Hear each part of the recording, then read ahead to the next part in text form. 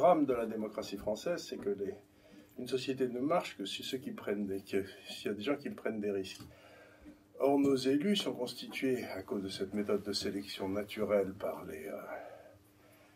cette possibilité de se présenter si ça marche, ils sont élus, si ça ne marche pas, ils retournent dans leur corps d'origine, ce que vous et moi, on ne peut pas faire. Hein. Eux, ils se retrouvent dans une situation sans risque. Et donc, si vous avez un Parlement qui est composé de gens qui ne prennent jamais de risques, on va se retrouver dans une situation où la prise de risque est punie. Donc ce qu'il faut, c'est réintroduire le risque dans la sélection du corps électoral, quoi. C'est des élus plutôt. Donc la réponse est non, parce que le corps électoral, les élus, ils ne vont pas être changés. Ça sera, si Fillon fait les changements qu'il prévoit dans la Constitution, ça sera pour 2022, pour les élections de 2022, pas avant. Oui, ou alors il faudrait qu'il nous donne le droit au référendum d'initiative populaire. Et ça, c'est pas prévu. Parce qu'il faudra bien un jour qu'on ait un référendum d'initiative populaire pour pouvoir nettoyer les écuries d'Augias.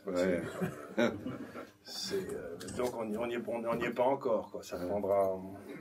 Bon, vous savez, je crois qu'on peut analyser la France de façon assez simple. C'est un pays qui a été mis sous coupe réglée par un État. Et donc il faut décoloniser la France. Quoi. J'ai entendu dire que Macron avait démissionné. Est-ce que Fillon a fait de même? Il n'est pas fonctionnaire. Il n'est pas fonctionnaire. Il était fils de notaire. Mais c'est vrai, Macron a démissionné. Macron a donné un exemple. Il y avait le maire, il y a NKM qui avait démissionné. Pécresse a démissionné. Non mais ça commence à... Donc il pourrait y avoir une exigence des électeurs qui disent faites comme Macron, faites comme Pécresse, etc. Démissionner. D'ailleurs, on avait déposé un texte de loi dans ce sens, justement, c'était parlementaire ou fonctionnaire, il faut choisir. Mais oui, parce que dans une société, vous avez la fonction politique et la fonction administrative. Et s'il y a une collusion entre les deux, on s'en sort plus, quoi. Bon, vous avez répondu. C'est pas très optimiste, mais vous avez peut-être autre chose à dire. Non, moi, c'est une bonne question. Voilà. Mais d'abord, je suis très content d'être là. Et puis, j'ai lu votre bouquin, il est très bien, votre bouquin. Merci. Non, j'ai lu. Il y a eu un livre qui a été fait, là, parce que c'est... J'en ai recommandé la lecture à ma femme, c'est vous dire. Ça, c'est plus difficile. Non, c'est parce que c'est des petites fiches qui font quoi, 3-4 pages à chaque fois, de réformes qui peuvent être faites sans... Il y a notamment le référendum d'initiative populaire, bien sûr, qui en fait partie, c'est vrai. Mais je crois que beaucoup de gens ici l'ont lu mon livre. Enfin, je veux bien le... J'espère. Beaucoup plus pratique que le mien. Ah non? Pourquoi? Beaucoup plus pratique que le mien. Le mien, il est un peu au niveau de... C'est polémique. Hein, c'est polémique, oui. Ça peut être polémique, c'est polémique. C'est au niveau de la théorie, quand même. Ah oui. Ah non, vous avez des théories sur les taux d'intérêt, notamment, qui sont tout à fait originales et intéressantes. Oui, bien sûr. J'aimerais vous attaquer sur l'euro, parce que moi j'aime bien l'euro. Je suis content d'aller en Allemagne, de payer en euros, d'aller en Italie, de payer en euros, vous voyez. Je me sens à l'aise, beaucoup plus qu'avec le franc, où l'inflation me menait au je ne sais où. Là, maintenant, il y a quand même une certaine limitation à l'inflation. Bon, enfin... Répondez-moi. Je vais vous répondre sans aucun problème. Alors, d'abord, qu'est-ce que c'est qu'une monnaie? Il faut revenir à la nature, à l'origine de la bête. Qu'est-ce que c'est qu'une monnaie? Une monnaie, si vous voulez, il faut retourner... et qu'est-ce qui donne de la valeur à la monnaie? Pourquoi la monnaie donne de la valeur? Alors, elle coûte rien à produire. C'est une question qui a de l'intérêt quand même. Il y a... 3 explications qui ont été données à la valeur de la monnaie historiquement. Il y a celle d'Aristote, qui nous dit la monnaie égale la valeur. À l'époque, c'était l'argent métal qui était la monnaie en Grèce, parce que ça coûte cher à produire.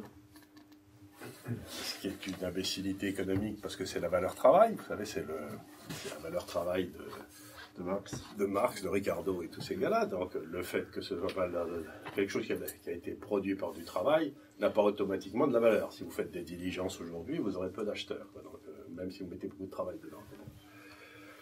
Donc, la valeur de la monnaie d'Aristote, la valeur travail, ça ne tient pas la route. La deuxième, c'est celle de Platon, qui dit tranquillement que la monnaie, c'est une convention sociale. C'est-à-dire qu'on accepte la monnaie parce que dans le fond, le gars d'à côté l'accepte. Et ça, c'est vrai. Et le troisième qui a parlé de la monnaie dans l'histoire de façon intelligente, c'est le Christ. Quand le pharisien arrive et lui montre sa pièce, en disant est-ce que je dois payer les impôts avec cette pièce, vous savez, c'était le Christ répond montrez-moi la pièce, et c'est qui le gars qui est sur la pièce? On lui dit c'est César. Et il dit rendez à César ce qui est à César et à Dieu ce qui est à Dieu. Ça veut dire que la monnaie c'est César, la monnaie c'est l'État. Okay. Et qu'est-ce que c'est qu'un État, puisqu'on descend en truc logique? Un État, comme le disait Renan, c'est une volonté de vivre ensemble, une nation. Et vous avez une volonté de vivre ensemble, et donc vous payez des impôts dans cet État, pour payer les fonctionnaires, pour payer la défense, pour payer tout ce que vous voulez. Cet argent est pris, et il est en quelque sorte la contrepartie de la volonté de vivre ensemble. Parce que vous ne pouvez pas vivre ensemble si vous n'avez pas un État pour organiser la nation. Moi, je suis un libéral, comme chacun le sait, mais je ne suis pas contre l'État. C'est-à-dire un État, une société sans État, on en a plein en ce moment au Moyen-Orient ou en Sicile ou partout, ça marche moyennement bien. Donc il faut qu'il y ait un État, mais le problème c'est comment on maintient cet État dans des limites raisonnables. C'est un mal nécessaire, l'État. Donc la monnaie, ça sert à payer l'État, qui lui-même est la contrepartie de cette volonté de vivre ensemble. Et derrière ça, il y a ce qui donne de la valeur à la monnaie, c'est la possibilité de cet État de lever des impôts. Alors maintenant, qu'est-ce que c'est que l'euro? Ben, il n'y a pas d'État derrière l'euro. Il n'y a pas de nation. Il n'y a pas de nation européenne. L'Europe est une civilisation, pas une nation. La France est une nation. L'Allemagne est une nation. L'Italie est une nation. L'Espagne est une nation. La France n'est pas une nation. L'Europe. L'Europe n'est pas une nation. L'Europe n'est pas une nation. C'est une volonté. C'est une volonté. Mais il n'y a pas de volonté. C'est une volonté de ne plus faire la guerre. Moi, je ne veux plus avoir des troupes sur le Rhin, n'est-ce pas, ni sur. Je suis d'accord avec vous. Ni, je veux être européen. Moi, je veux plus me battre avec les Allemands. Donc, c'est ça l'origine. Bon, alors pour répondre à votre thèse, c'est vous la question. votre thèse, la monnaie c'est l'État. Que me répondez-vous sur la valeur du Bitcoin? Mais le Bitcoin, c'est une histoire, si vous voulez, il y a deux gars qui se mettent ensemble et qui décident d'une volonté de vivre. C'est comme la valeur d'une voiture ou la valeur de n'importe quoi. S'il y a deux crétins qui décident que le Bitcoin a de la valeur et qu'ils l'échangent entre eux, ben, je vous réponds, vous savez, c'est la vieille blague. Il y a toujours eu des moyens d'échange internationaux. À toutes les époques, il y a eu des moyens de s'entendre entre différents États sur une monnaie unique. Ça s'appelle une monnaie de réserve.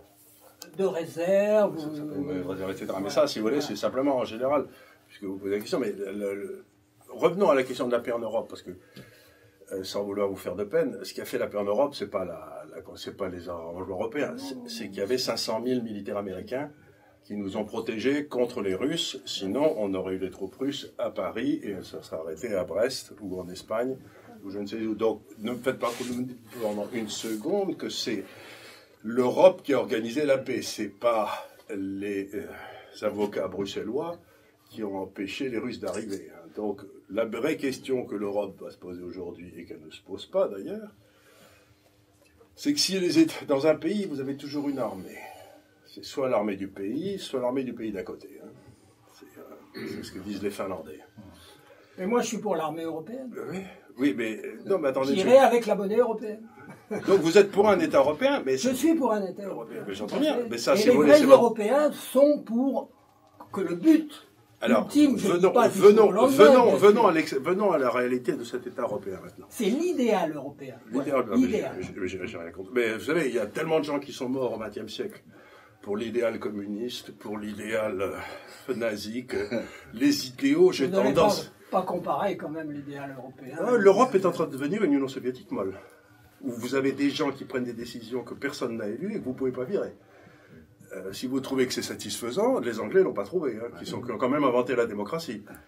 C'est les Anglais qui ont inventé la démocratie. Est-ce qu'on n'exagère pas le pouvoir de Bruxelles? Je vais vous donner une comparaison très simple. Le nombre de fonctionnaires européens à Bruxelles est à peine supérieur au nombre de fonctionnaires de la mairie de Paris. Je sais bien, mais la mairie de Paris, elle n'a pas un pouvoir réglementaire ni législatif. 80% des lois qui sont votées à Paris aujourd'hui, en France, sont des transcriptions de directives européennes qui n'ont été votées par personne. Donc vous pouvez avoir qu'un fonctionnaire, et si ce fonctionnaire est malfaisant, et qu'il vous passe des lois imbéciles qui ont force de loi, eh ben vous vous retrouvez... Le nombre de fonctionnaires n'a rien à voir avec leur nuisance.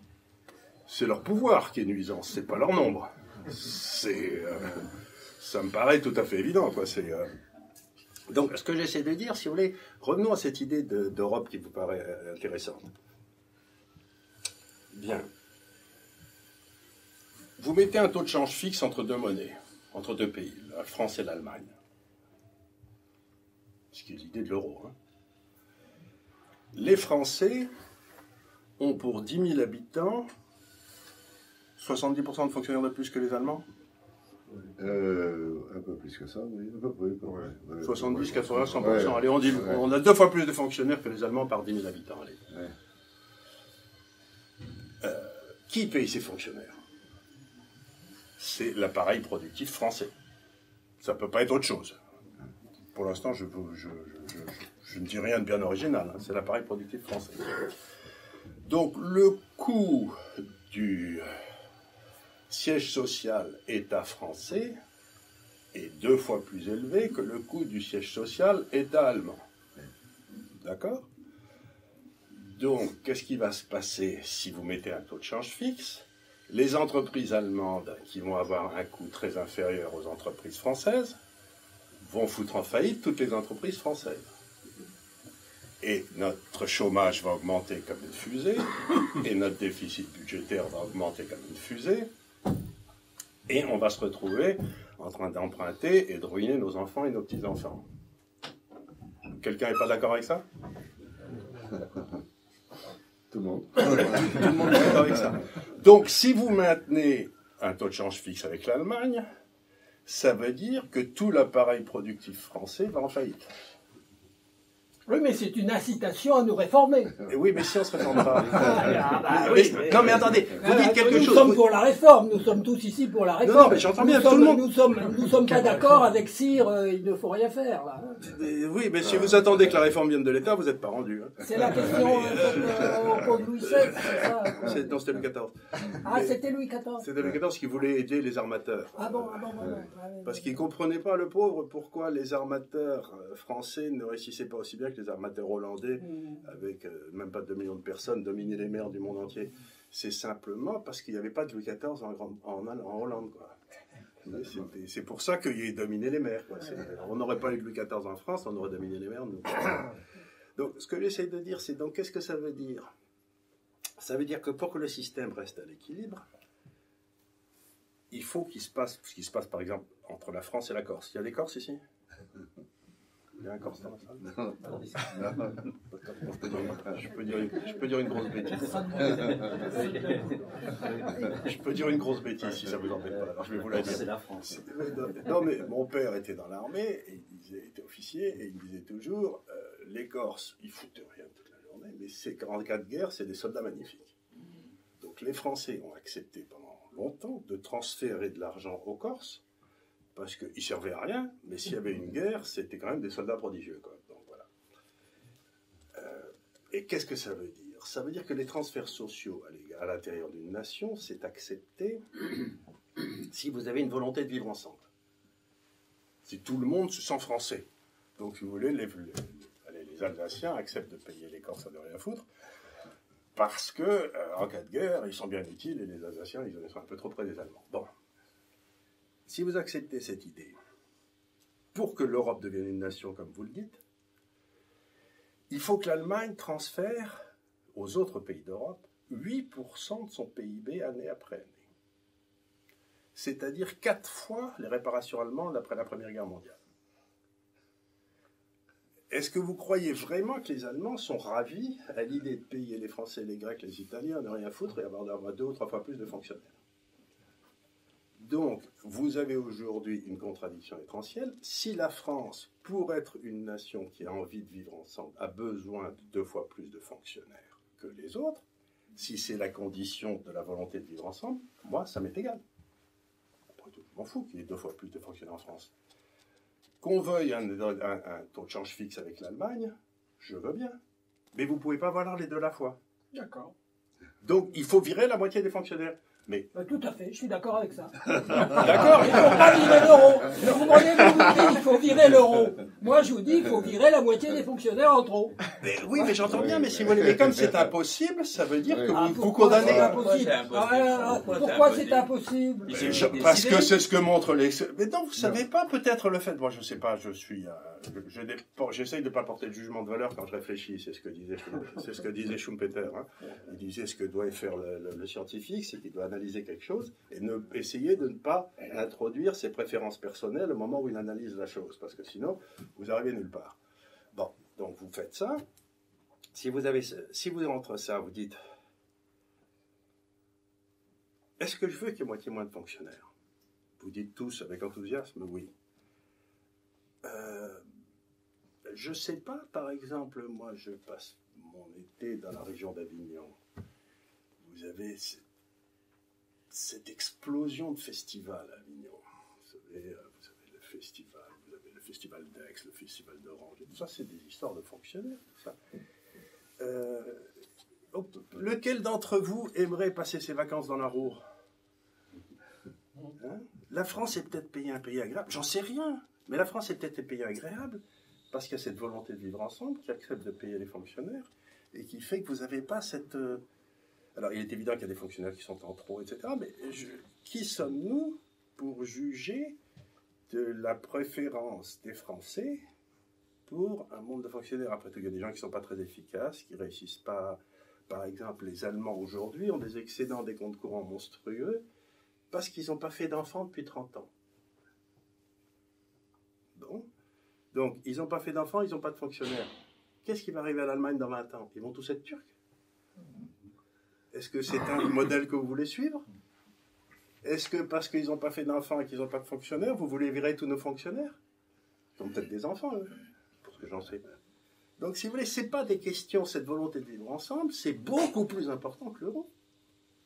La volonté d'être français, de rester français, me semble infiniment plus importante que l'euro. Et la France a des avantages absolument gigantesques. Et si on lui foutait la paix, c'est 2 fois plus de fonctionnaires, ça ne me gêne pas, mais qu'on laisse les entrepreneurs travailler, c'est pas la même chose, quoi.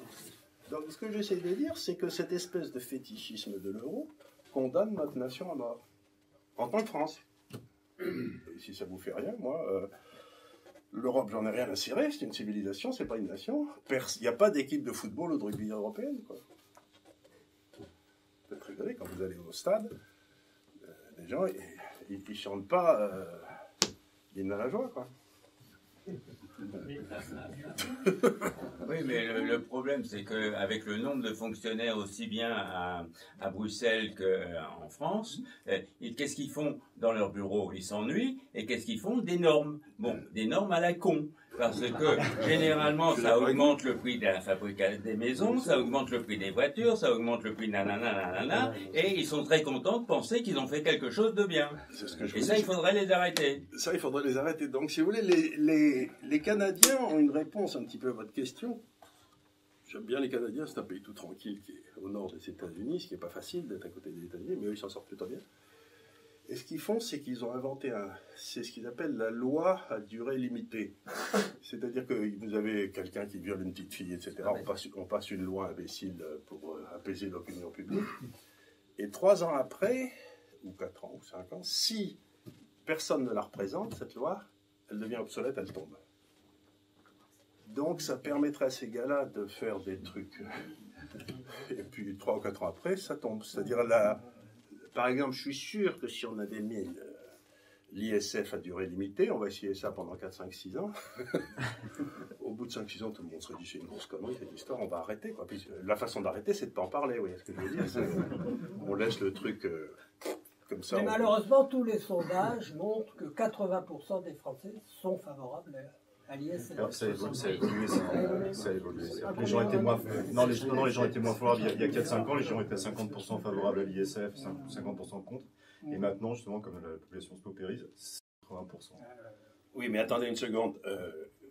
D'après les sondages, Mme Clinton aurait dû être élue, monsieur... Elle a été élue au nombre de voix. Oui, non, ça c'est une grosse... Si je peux me permettre. Elle a eu 2 millions de voix d'avance. Oui, mais c'est une grosse bêtise. Parce que... Non, mais si je peux me permettre, parce que le système électoral est ainsi fait aux États-Unis que vous votez par État. Alors vous avez deux États extraordinairement peuplés qui sont New York et la Californie, dans lequel M. Trump n'est même pas allé voter, et tous mes copains républicains en New York ou en Californie ne se donnent même pas la peine d'aller voter, parce que ça sert à rien, puisque les États sont démocrates dans tous les cas de figure. Donc, si vous aviez eu si ça avait été le nombre de voix comme ça l'est en France, tous les républicains en Californie qui n'ont pas été votés et en New York qui n'ont pas été votés auraient voté et il aurait gagné pareil. Donc, si vous voulez, ça c'est vraiment le truc, c'est vous dire, si on jouait au rugby avec les règles du football, j'aurais gagné le match, oui. Non, on joue avec les règles du rugby, on ne va pas changer les règles au milieu. Et c'est le système des grands électeurs qui a tout changé. Non, le système, si vous voulez, c'est que les pères fondateurs des États-Unis, qui étaient quand même de puissants génies, les pères fondateurs des États-Unis ont fait quelque chose de remarquable, c'est-à-dire qu'ils ont dit qu'il faut éviter la dictature de la majorité. Donc, ils se sont débrouillés pour que les voix du centre, les voix des États peu peuplés, soient aussi, pas aussi importantes, mais importantes dans la désignation des électeurs. Je suis persuadé que si on avait eu un système similaire en France, Paris ne serait pas devenu exorbitant quand il est venu dans notre système. Les gens de la Creuse auraient voté, les gens pour essayer d'arrêter cette centralisation imbécile qui s'est pas produite aux États-Unis à cause de ce système électoral. Quoi. Donc, si vous voulez, ce petit livre que j'ai écrit, c'est plutôt, vous savez, ma fille a créé il y a 4, 5, 6 ans l'Institut des Libertés. Toutes les semaines, je publie un papier là-dedans avec d'autres amis qui en publient aussi. Et notre éditeur est venu nous voir en disant: est-ce que vous pourriez pas faire un livre avec les meilleures chroniques? Alors, ce que j'ai essayé de faire là, c'est que j'ai demandé à nos lecteurs sur l'Institut des Libertés, parce qu'on en a combien, Emmanuel, maintenant, de réguliers? De lecteurs? Oui. Ça varie selon les jours, entre 600 et parfois 2000 sur certaines chroniques. Bon, on a une espèce de lectorat régulier. Et je leur ai demandé de me sélectionner d'après eux les meilleures chroniques. Et donc c'est le résultat des meilleures chroniques sur les 4, 5, 6, 10 dernières années. Et puis quand on a fait ça, on a travaillé ensemble avec Emmanuel l'été dernier pour essayer de voir s'il n'y avait pas une ligne directrice dans ces corps, parce que c'était des chroniques d'actualité. Et finalement, je me suis rendu compte qu'il y avait trois idées directrices. La première, c'était quels sont les principes fondateurs d'une société de liberté? Vous savez, une société ouverte, comme disait Karl Popper. Donc les principes essentiels. Le premier principe, par exemple, c'est de dire c'est la prédominance de l'individu sur la tribu. C'était une grande victoire de la démocratie, c'est-à-dire que la tribu, qui était toujours le machin, qui a imposé sa vue, a été remplacée par, et c'est une idée profondément chrétienne, l'individu par rapport à la tribu, et ainsi de suite. Donc il y a eu 13 ou 14 principes comme ça. Puis le deuxième, c'était les ennemis de la liberté, qui sont les oins du Seigneur. C'était la deuxième série de gars. Et puis la troisième, c'est une série d'analyses que j'ai fait en temps réel, en servant de ces principes pour analyser la situation au Moyen-Orient, ou la situation des États-Unis, de l'arme de réserve, il y a des choses comme ça, pour montrer qu'à partir de principes assez simples, on peut arriver à des raisonnements qui finalement, 2-3 ans après, vous montrent que ça s'est passé à peu près comme on pouvait s'y attendre. Quoi. Donc en général, ce que j'essaie de dire, c'est que les choses ne se passent pas au hasard. C'est pas... Vous avez des principes organisateurs que vous pouvez suivre, et puis ça marche. Bon, et donc ça a plutôt bien marché, il se vend plutôt bien. Et l'idée de ça, c'est encore une fois, il n'y aura pas d'amélioration de la France sans que chacun d'entre nous ne s'améliore. C'est-à-dire, je ne crois pas une seconde à l'idée de l'homme providentiel qui va régler le problème ici. Macron, donc. Ça pourrait pas être providentiel. Vous savez, le problème, c'est vraiment l'histoire. J'ai beaucoup lu de bandes dessinées, c'est une grosse partie de ma culture. Et vous avez tous lu Is No Good, non? Le calife, le vizir qui veut être calife à la place du calife, quoi. Donc, le drame de la France, c'est qu'ils pensent que le roi est bon, mais que les ministres l'informent mal. Vous voyez, donc en quelque sorte, l'État est bon, et c'est ceux qui gèrent l'État qui sont mauvais. Donc il suffirait de remplacer les mauvais par des bons, et on se retrouverait le problème réglé. Mais c'est pas ça. Le problème, si vous voulez, c'est l'État qui a dépassé les limites de compétences depuis longtemps, et c'est l'État qui est devenu mauvais. Et donc, tant que chacun des mais Français... l'État, c'est nous, donc on est mauvais. Non, l'État, c'est pas nous. Ah, L'État, en c'est théorie. pas nous. Non, oui, en théorie, mais dans la pratique, si vous voulez, vous vous avez un personnel de l'État. Vous savez très bien, par exemple, que la France est dirigée par quoi 5000 personnes, qui sont toutes sorties de l'inspection des finances ou du corps des mines, de l'ENA ou de Polytechnique, et que c'est un monde à part. Ils ont une justice à eux, ils sont jamais condamnés, il n'arrive rien. Et puis vous et moi, on fait partie du peuple, et quand il nous arrive un truc, on en prend plein la gueule pour pas un rond. Donc, si vous voulez, quand on dit que l'État c'est nous, l'État c'est eux. Vous avez un État qui a mis en couple la France et qui gère à son profit la France, et on est en train de s'appauvrir parce que cet État est en train de devenir excessif. Donc, tant que les Français penseront que l'État est bon et qu'on peut et qu'il suffirait d'en prendre le contrôle, c'est ce que pense par exemple Marine Le Pen. Marine Le Pen, elle dit dès que je prends le pouvoir, comme moi j'ai des intentions gentilles, ça va marcher. Mais pas du tout. Pas du tout, ça ne marchera pas. C'est impossible que ça marche, puisque c'est l'État qui est arrivé à un état d'obésité tel que vous ne pouvez pas le... Oh, ça ne peut marcher que mieux par rapport à Hollande, hein, entre nous. Oh, vous savez, moi je suis beaucoup lu La Fontaine, vous connaissez les grenouilles qui cherchaient un roi, et à la fin...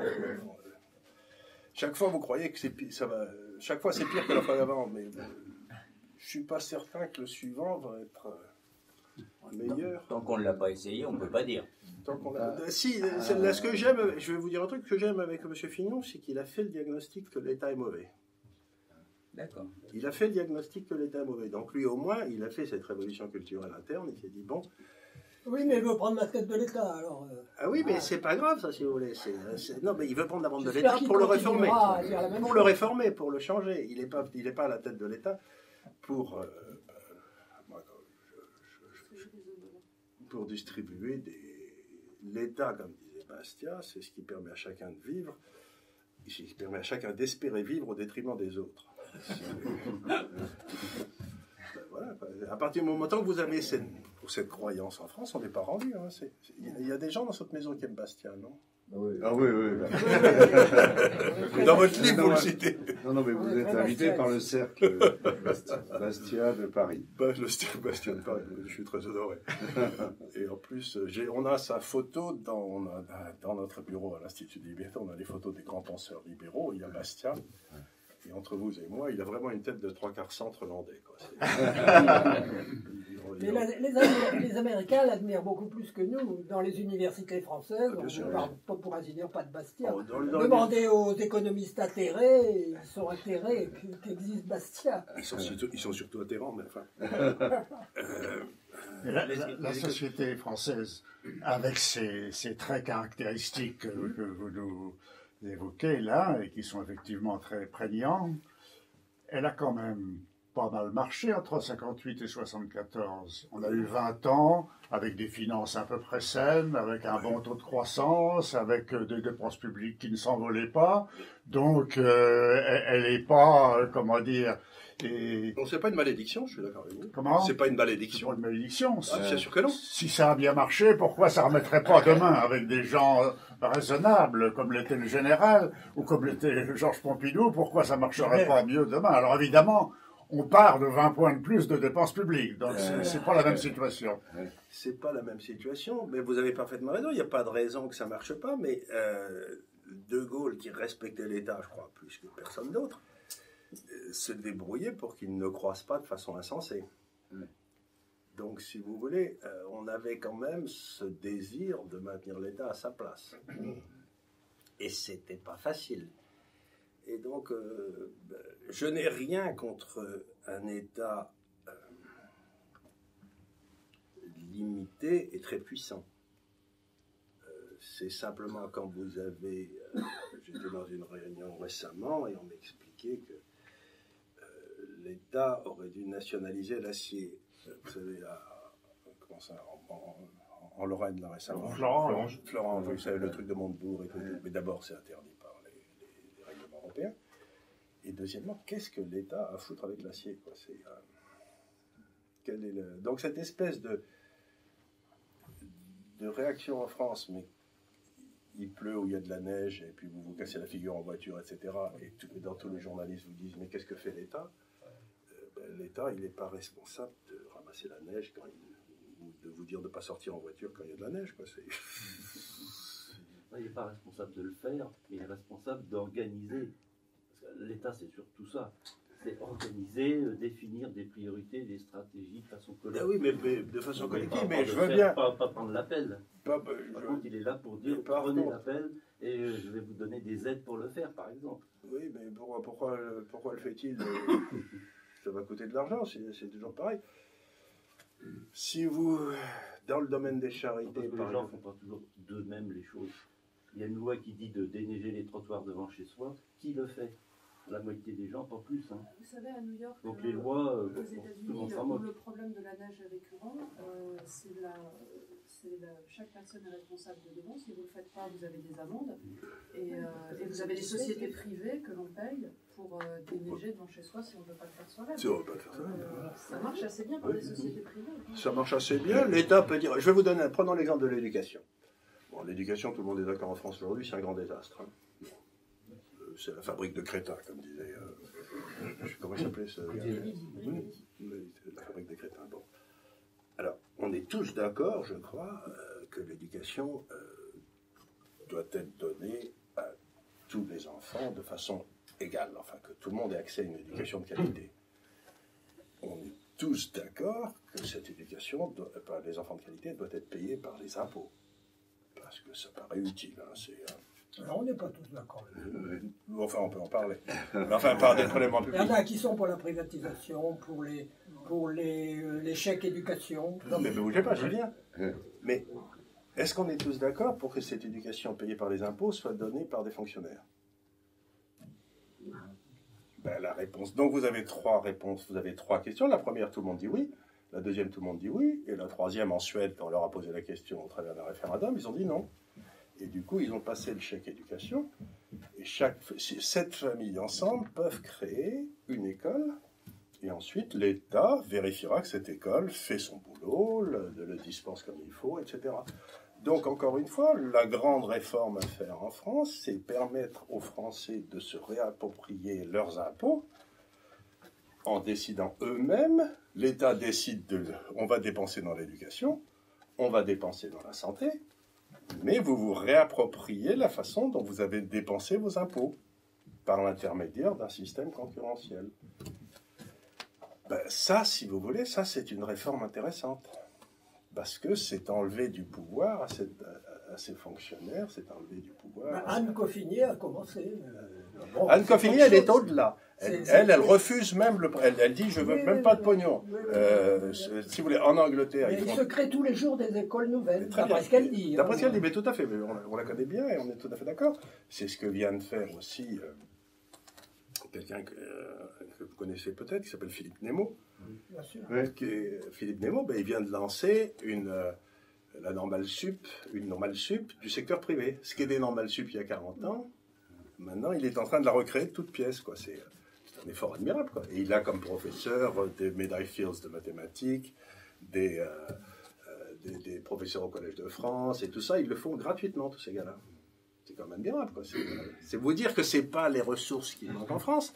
Ce qui manque, c'est que, aussi bien de Coffinier, qu'ils sont sans arrêt, on leur met les fonctionnaires, ils leur mettent sans arrêt des bâtons dans les roues pour empêcher ça.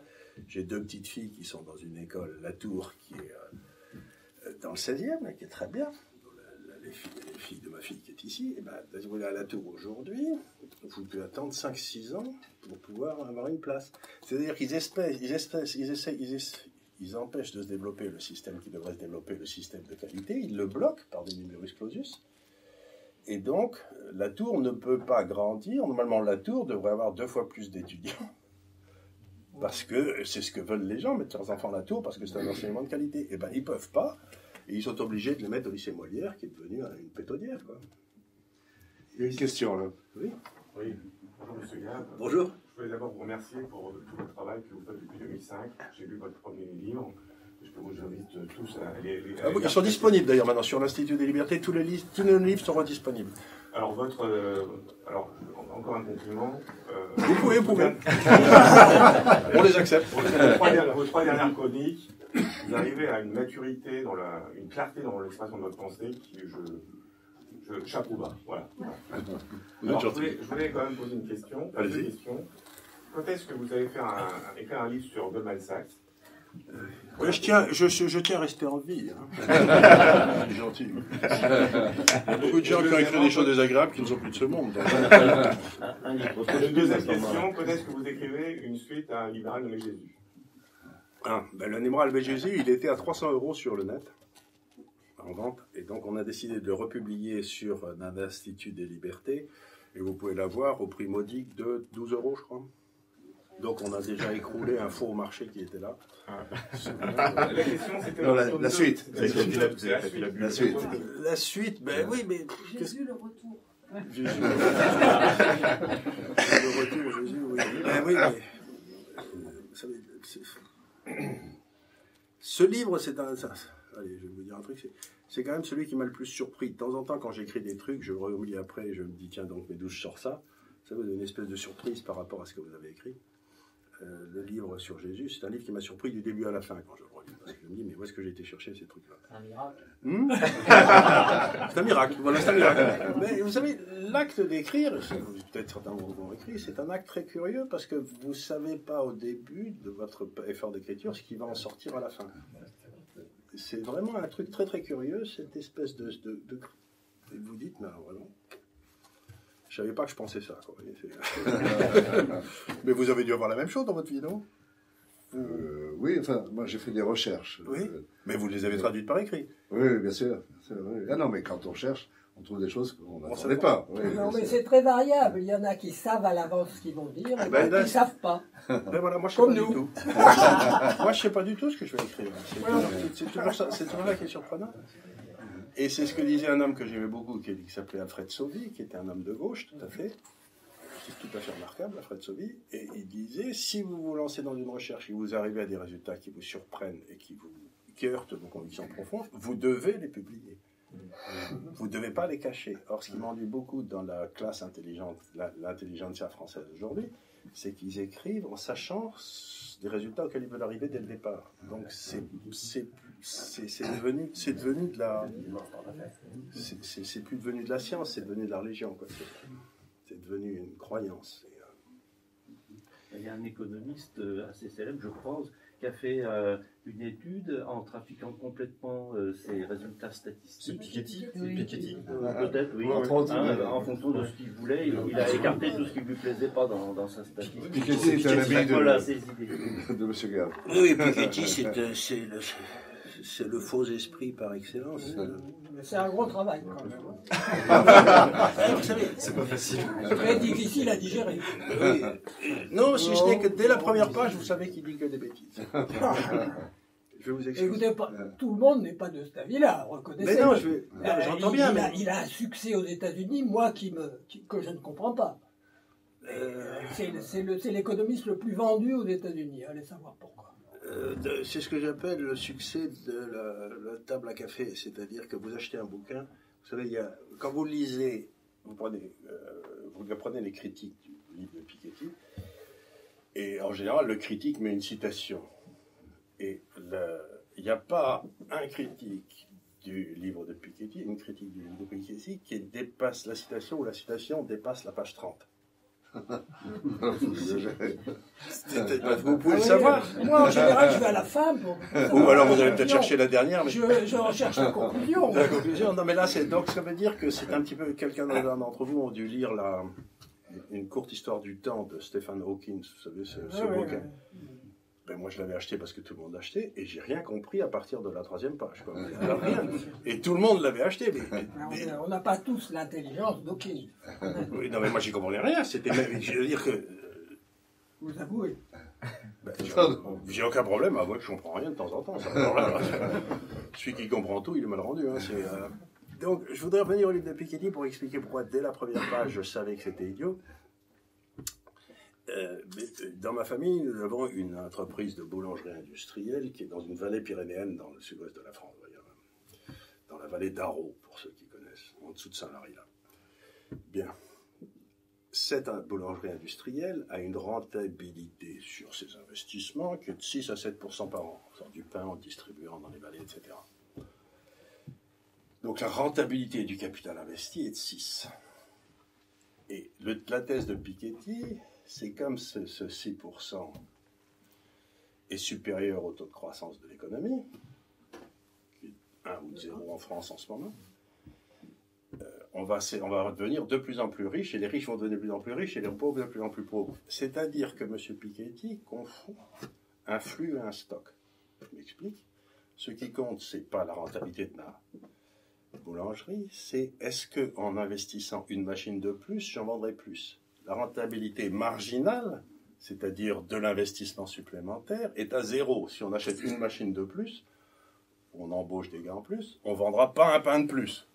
Puisque vous avez donc on a une rentabilité de 6%, mais qui n'a aucune croissance, qui a une croissance 0. Donc M. Piketty confond la rentabilité du capital et la croissance des bénéfices. Vous voyez ce que je veux dire? C'est une erreur de débutant.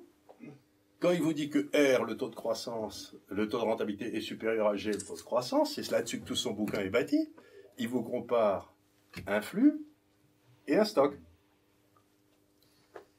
0. Je n'ai même pas besoin de lire après la page 1. Tout le reste est faux. Vous voyez ce que je veux dire? C'est qu'il part sur, à la place de comparer la croissance des bénéfices avec la croissance des profits, qui dans n'importe quelle économie est la même sur le long terme. Il ne peut pas en être autrement, parce que si c'était différemment, ben les profits feraient, s'ils croissaient plus vite, ils feraient 99% du PIB au bout de 50 ans ou de 100 ans par la loi des intérêts composés. Donc M. Piketty dit une énorme imbécilité, et il n'y a pas un économiste dans le monde sérieux qui a dit M. Piketty dit une énorme imbécilité. Si Del Sol a fait un bouquin, Del Sol a fait un bouquin. Oui, là, tout à fait. Il y en a 2 ou 3, mais la question c'est pourquoi les Européens et les Américains en sont tous sautés sur ce bouquin. C'était parce que c'était une incitation à taxer les riches.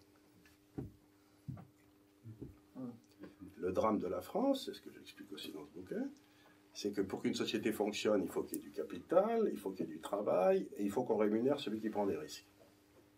La prise de risque est le 3e élément, c'est l'entrepreneur, si vous voulez. C'est le 3e élément qui permet à une société de croître. Or, on ne parle jamais que du capital et du travail, et jamais de la prise de risque. Et tout ça est fondé sur l'envie. Oui. L'envie est à l'origine du communisme. Pourquoi a-t-on eu pendant presque tout le XXe siècle une idéologie qui a dominé? Et cette idéologie est toujours là. L'idéologie, il faut faire payer les riches, et il vaut mieux qu'on soit tous égaux pauvres que, comme le dit Piketty, donner de plus en plus aux riches. Je veux dire, c'est ce que disait une vieille tante qui m'a servi une grand-mère que j'aimais beaucoup, alsacienne. Elle disait toujours tous égaux, tous charbonniers. Tous égaux, tous charbonniers. Ah, d'accord. C'était parce que c'est un vieux débat, ça. Mais je ne suis pas sûr, parce que si vous regardez dans la réalité, vous voyez qu'un homme comme Bill Gates, qui a fait une immense fortune avec Microsoft, là, personne n'en veut. Ah, mais parce qu'il donne. Oui, non, mais parce qu'il donne, mais aussi parce qu'il l'a fait de façon. Les gens en veulent à ceux qui utilisent le capitalisme de connivence. Ils en veulent à Goldman Sachs, par exemple. Parce que ce n'est pas du tout la même chose de gagner de l'argent en prenant des risques ou de gagner de l'argent en étant copain avec la Banque centrale. Quand vous êtes copain avec la Banque centrale, vous devriez aller en prison. Donc aujourd'hui, nous ne sommes plus du tout dans un capitalisme de prise de risque, nous sommes dans un capitalisme de connivence, où ceux qui sont copains avec les puissants s'en mettent plein les fouilles, les autres gagnent pas un rond, et le drame, c'est justement ça, si vous voulez. Les taux d'intérêt bas, c'est un impôt sur les pauvres gens prélevé au profit des riches. Et je comprends que les pauvres gens qui ne comprennent pas pourquoi ils ne gagnent pas d'argent et tout, soient fâchés contre les gens qui organisent cette politique. Donc vous avez 2 sortes de richesses, celle qui est gagnée et celle qui est volée. C'est ce que disait Bastien, vous savez où vous travaillez, où vous volez si vous voulez des trucs. Et bien aujourd'hui, la plus grosse partie de la richesse des gens riches est gagnée par le vol. Et c'est un vrai problème politique. Ouais, vous rejoignez Piketty alors.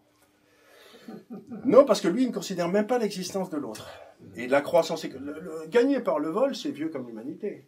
Si vous voulez, les pharaons, tout ça. Ce qui est arrivé au XVIIIe siècle anglais, c'est que d'un seul coup, on a permis aux gens de gagner en prenant des risques. Et ça a été la stabilisation du droit de propriété en particulier. Donc, Piketty, il n'a même pas compris les raisons de la croissance. Il n'a pas compris. D'ailleurs, il n'y croit pas. Il pense qu'il suffit, c'est un gâteau fixe et qu'il faut partager. Mais ça, c'est autre chose. Oui, question. Oui, si vous permettez, un éclairage et une question. Je viens de Bretagne, une région qui a la chance de ne toucher la France que sur une face. Oui, d'un côté. Là. Et donc on respire un air différent. Demandez votre indépendance. Donc on dit qu'il n'a pas encore servi. Alors, dans l'analyse que nous faisons, nous, parce que je suis le président d'un think tank aussi, et que nous sommes dans le faire. Donc dans l'analyse, il y a les grands corps, Matouche, il y a la démocratie, c'est l'ENA, et en dessous, il y a ce que l'on appelle les champions gaulois. En gros, 25 entreprises qui sont sur les besoins primaires de la population, en position d'oligopole, avec toutes, aujourd'hui, un inspecteur des finances à leur tête. Autrefois, il y en a un qui n'était pas, c'était Michel Ducard, Crédit Mutuel, le lycée. Maintenant qu'il a disparu, ils sont tous inspecteurs des finances et ils s'entendent comme larrons en foire. Ça veut dire que ces entreprises qui ont été conçues fut un temps pour structurer la France, en gros les 30 Glorieuses, pour nous faire des bons réseaux de téléphones, d'égout, d'EDF et le reste, sont devenus aujourd'hui, depuis que ça a quitté la main des polytechniciens pour rentrer dans la main des administrateurs, c'est devenu un univers de prédation.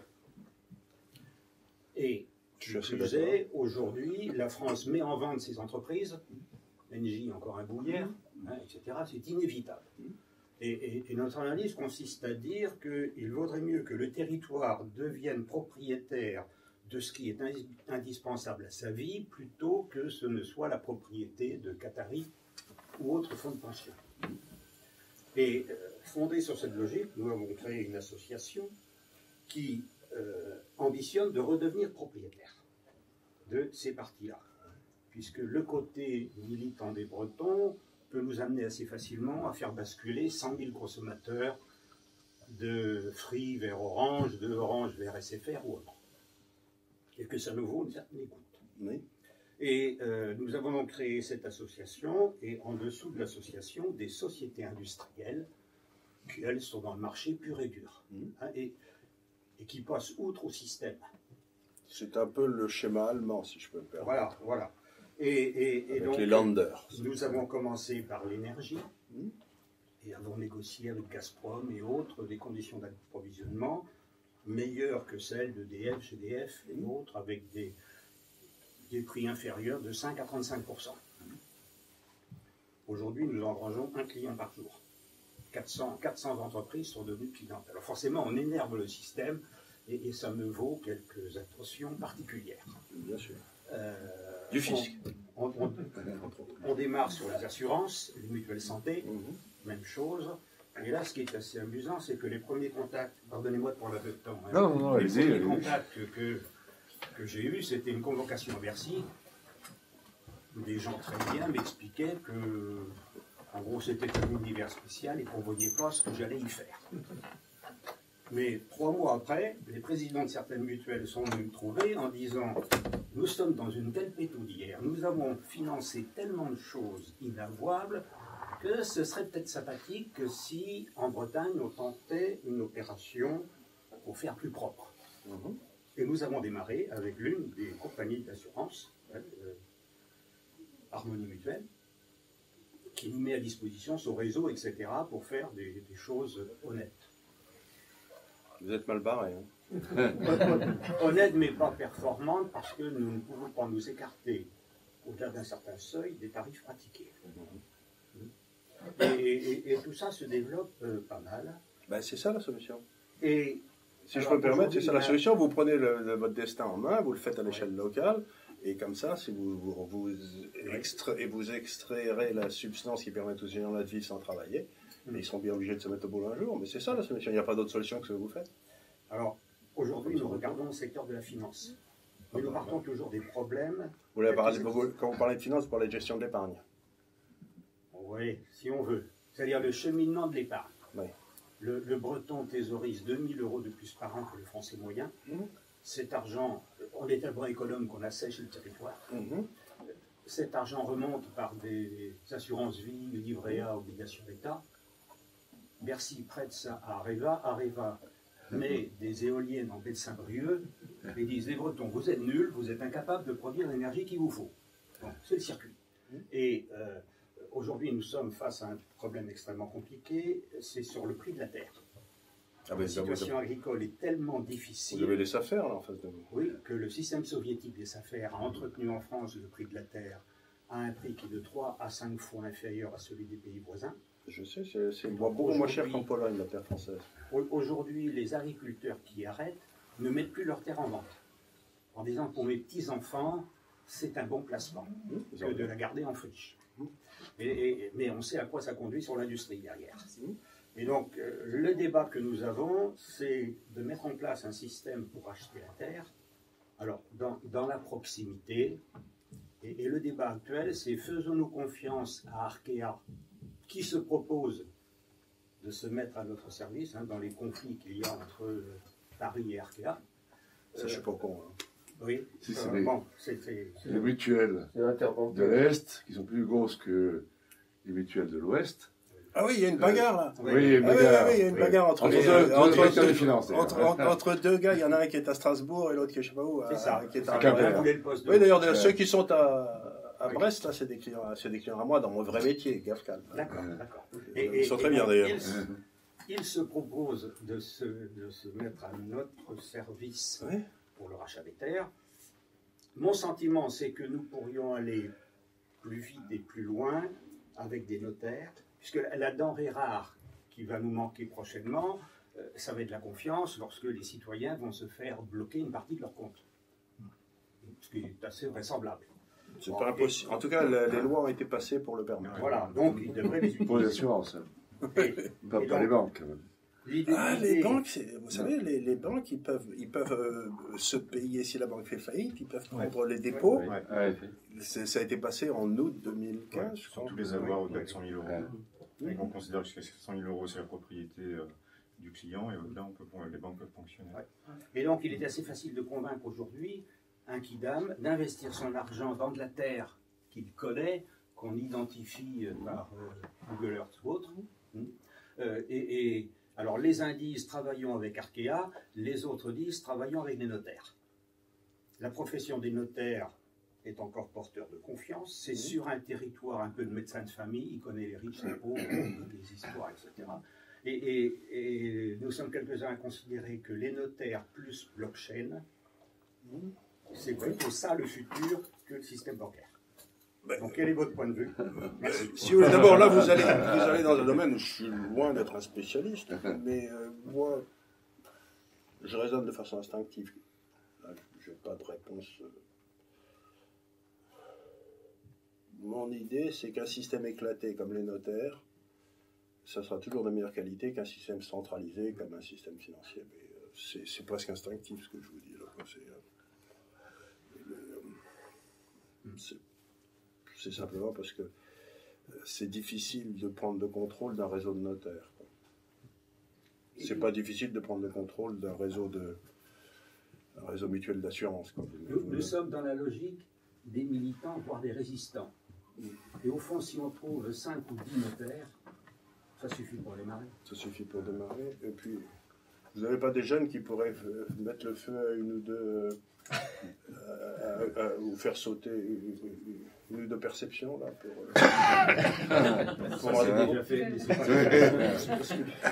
parce que moi j'ai une vieille idée, mais en fait je vous la donne parce que je vis en Avignon, si vous voulez. J'ai l'intention, quand je prendrai ma retraite, c'est-à-dire quand j'aurai 97 balais par là, de lancer un mouvement de retour à la papauté du comte vénitien.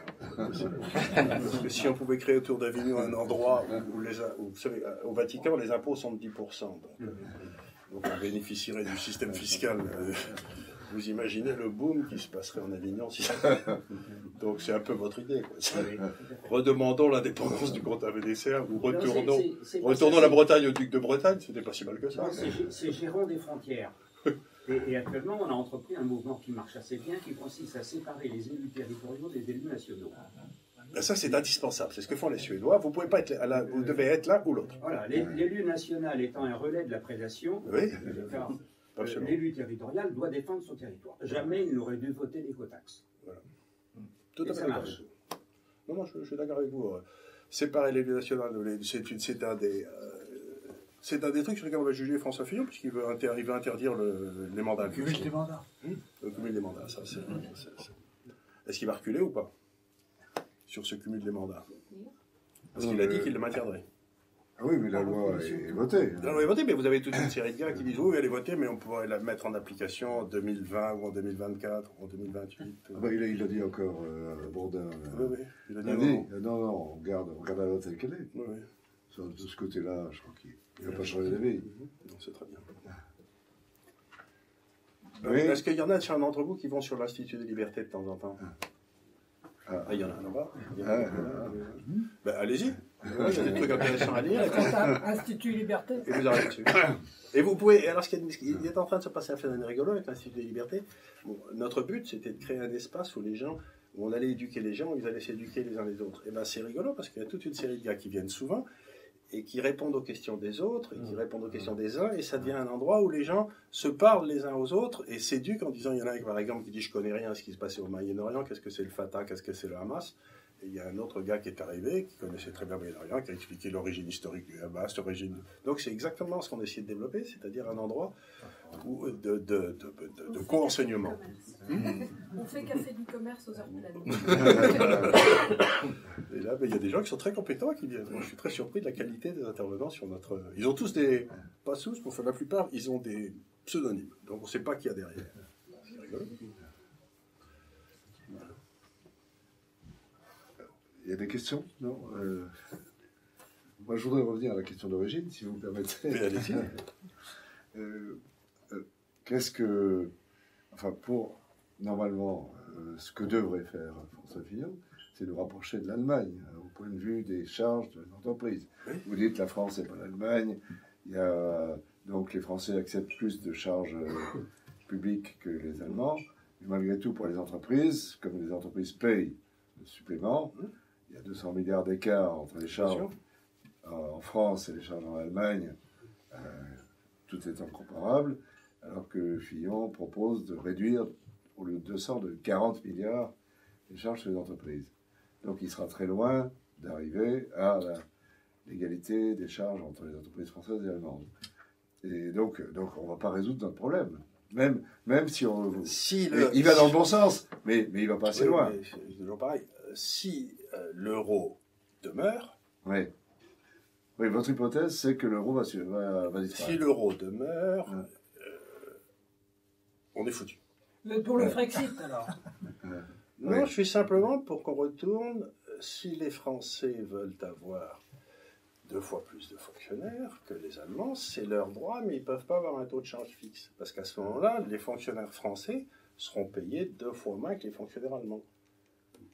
Et donc, on pourra garder 2 fois plus de fonctionnaires, et la rentabilité des entreprises françaises, par l'intermédiaire d'un taux de change qui aura baissé, sera 2 fois plus élevée que la rentabilité des entreprises. Et donc, il y aura de moins en moins de gens qui voudront être fonctionnaires, parce que ce sera beaucoup plus rentable d'être... Et les fonctionnaires quitteront la fonction publique parce qu'ils gagneront plus d'argent en étant entrepreneurs. Donc, si vous voulez, vous ne pouvez pas réformer la France. Il n'y a pas d'exemple d'un État qui soit réformé, qu'il s'agisse de la Suède, du Canada, où ils ont viré 40% des fonctionnaires, etc., sans une liberté du taux de change pendant que vous le faites.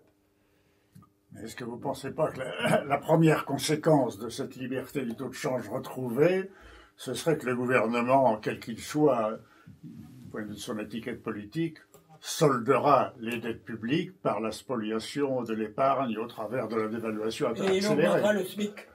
Oui, c'est ce qu'on verra. C'est ce qu'on verra. Au SMIC. Vous savez, revenons à l'Italie, qui sera probablement le premier pays à sauter. Quand ils ont rentré dans le Lion mené par des ânes, qui a été mon premier livre, j'avais écrit qu'ils avaient remplacé la probabilité d'une dévaluation italienne, qui se passait tous les 2 ou 3 ans, parce qu'ils n'étaient pas efficaces, par la certitude d'une faillite de l'État italien, qui se passerait plus tard dans le temps. Bon, ben voilà, l'alternative, c'est est-ce que vous préférez une dévaluation ou est-ce que vous préférez une faillite de l'État? Parce qu'en faillite de l'État, là, vous aurez vraiment une spoliation des gens qui ont confié leur argent à l'État. Tandis que si vous avez une dévaluation, vous n'avez qu'à... Rien ne vous interdit de mettre votre épargne en obligation allemande. Dans ce cas-là, vous ne serez pas spolié. Si vous mettez votre épargne en obligation française, c'est bien fait pour votre gueule, quoi. Quiconque possède des obligations françaises aujourd'hui est fou comme un lapin. même si on vous donne des avantages fiscaux. Ils ne vous donneraient pas d'avantages fiscaux si c'était un bon placement. Le fait qu'ils vous donnent des avantages fiscaux montre que vous ne devriez pas en avoir.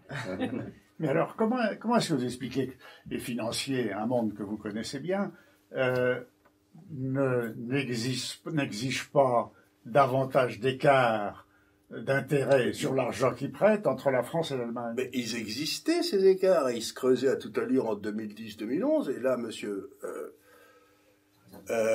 le Banque centrale Draghi est arrivé, s'est mis à acheter les obligations à fond perdu. Donc, si vous voulez, il a écroulé l'écart des taux, ce qui veut dire qu'aujourd'hui, vous n'avez plus aucun prix de marché sur les Donc aujourd'hui, les taux allemands et les taux français et les taux italiens n'ont plus aucun rapport avec une réalité de marché. Ça ne correspond pas à une prise de risque, ça correspond il y a quelqu'un qui les achète à fond perdu et il va prendre une gamelle absolument gigantesque.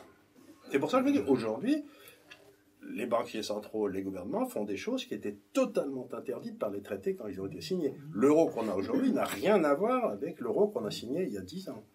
Aujourd'hui, c'est devenu une caverne de brigands. Ce qui est extraordinaire, c'est que le fait d'enfreindre clairement tous les traités qui étaient à la base ne suscitait pratiquement aucune protestation. Ben, ça a gueulé un petit peu en Allemagne, parce que évidemment ça... En Allemagne, oui, c'est vrai. Ça a gueulé un petit peu. Ouais. Mais encore une fois, c'était pour le bien commun, puisque l'euro, c'est ce qui va nous permettre de devenir un État. Mais j'ai pas du tout envie d'un État européen. Je paye déjà des impôts... à l'échelle locale, à l'échelle régionale, à l'échelle départementale, à l'échelle de l'État français. J'ai besoin d'un État, ça élève toujours des impôts. J'ai besoin de payer des impôts à un État européen comme j'ai besoin d'un trou dans la tête. J'ai pas besoin d'une nouvelle échelle d'impôts, d'une nouvelle couche de fonctionnaires. Parce que je ne sais pas si vous remarquez, ils en rajoutent, mais ils n'en suppriment jamais. On l'a vu avec les régions. Voir le millefeuille. On l'a vu avec les régions, les départements. Moi, quand j'étais gamin, on vivait à Auch, dans le sud-ouest de la France. Là. Était le dernier poste de mon père, et ben c'était pas difficile, si vous voulez. Le conseil général, ils avaient une demi-voiture qui partageait avec la mairie d'Auch, et il y avait une secrétaire, quoi. Aujourd'hui, ils ont un palais en dehors d'Auch où il y a 300 personnes qui n'ont rien à foutre et qui sont payées à ne rien foutre. Et c'est un vrai palais, si vous voulez, une espèce de truc. Et le Gers se dépeuple à fond la caisse parce que les impôts sont tellement élevés que tout le monde se barre. Et donc vous vous dites, mais jusqu'à quand ça va durer, quoi? Comment expliquez-vous quand même que certains pays, sans avoir à dévaluer, à l'intérieur de l'euro, ils réussissent à se redresser? Je pense à l'Espagne, je pense à l'Angleterre. L'Espagne, il faut le dire vite, son déficit budgétaire est à je ne sais pas à quel niveau. Enfin, il commence à se redresser. C'est ce qu'on nous raconte. L'Irlande, ça c'est clair. L'Irlande, oui, mais l'Irlande, ils étaient toujours très compétitifs extérieurement. L'Espagne, il faut dire une chose, ils ont eu un coup de peau noir, c'est la crise dans le monde musulman.